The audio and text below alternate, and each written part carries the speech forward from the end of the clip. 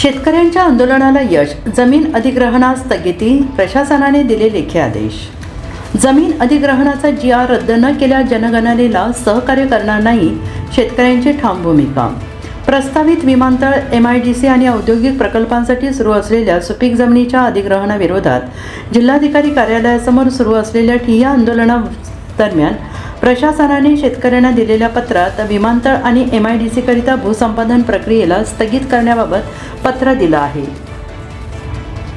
मात्र विविध माध्यमांमधून आणि चर्चांमधून तात्पुरती स्थगिती असा शब्दप्रयोग झाल्यामुळे शेतकऱ्यांमध्ये संभ्रम निर्माण झाला आहे. प्रस्तावित विमानतळ, MIDC आणि औद्योगिक प्रकल्पांसाठी सुरू असलेल्या सुपीक जमिनीच्या अधिग्रहणाविरोधातील शेतकऱ्यांचा संघर्ष कायम असून भूसंपादना संदर्भातील शासन निर्णय रद्द करणे ही शेतकऱ्यांची प्रमुख आणि अंतिम मागणी आहे. सरकारने ही मागणी मान्य केली नाही तर जनगणनेला सहकार्य करणार नाही अशी शेतकऱ्यांची ठाम भूमिका असून पुढील निर्णायक आंदोलन थेट मुख्यमंत्री कार्यालयासमोर करण्यात येईल असा इशारा शेतकरी संघर्ष कृती समितीच्या वतीनं पत्रकार परिषदेच्या माध्यमातून दिला आहे. शेतकरी संघर्ष कृती समितीच्या नेतृत्वाखाली 4 जूनपासून गडचिरोली जिल्हाधिकारी कार्यालयासमोर बेमुदत ठिय्या आंदोलन सुरू करण्यात आलेलं आहे. जिल्ह्याला स्टील हब बनवण्याच्या उद्देशाने प्रस्तावित औद्योगिक प्रकल्प, MIDC आणि विमानतळासाठी सुरू असलेल्या जमीन अधिग्रहण प्रक्रियेविरोधात हजारो शेतकरी रस्त्यावर उतरले होते. गांधी चौकातून जिल्हाधिकारी कार्यालयावर काढण्यात आलेल्या मोर्चानंतर बैलगाड्यांसह ठिय्या आंदोलन सुरू करण्यात आलं होतं. 2 दिवस चाललेल्या आंदोलनादरम्यान आंदोलकांनी जिल्हाधिकारी कार्यालयासमोरील रस्त्यावरच मुक्काम ठोकला.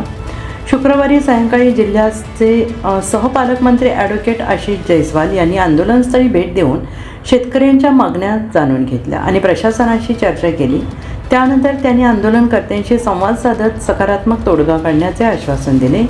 विमानतळाकरिता तसेच चामोर्शी तालुक्यातील MIDC करिता भूसंपादनास स्थगिती देऊन बाधित गावातील शेतकऱ्यांना हरकती नोंदवण्यासाठी 90 दिवसापर्यंत मुदतवाढ देण्यासंदर्भात लेखी पत्र प्रशासनाने दिलं आहे. त्यामुळे शेतकऱ्यांच्या आंदोलनाला मोठं यश आलेलं आहे. मात्र चुकीच्या पद्धतीनं तात्पुरती स्थगिती असा शब्दप्रयोग करून शेतकऱ्यांमध्ये संभ्रम निर्माण केला जातो आहे. याकडे शेतकऱ्यांनी लक्ष देऊन कुठल्या प्रकारे संभ्रमात न राहता आपला लढा लढण्यासाठी सज्ज असावे असे आवाहन महेंद्र ब्राह्मणवाडे यांनी केलं आहे.